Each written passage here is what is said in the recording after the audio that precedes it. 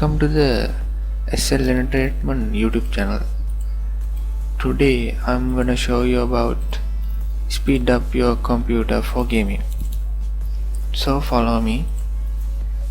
Then right click and select the Task Manager, and you go to the startup, and you can see your startup application, and right click disable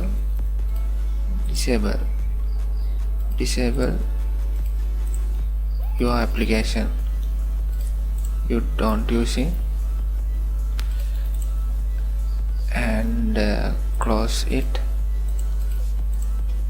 Then my computer, right click and properties, you go to the advanced system settings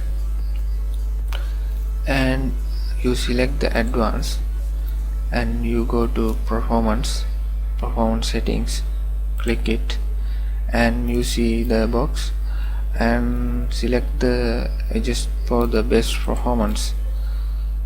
You click it and apply, and okay.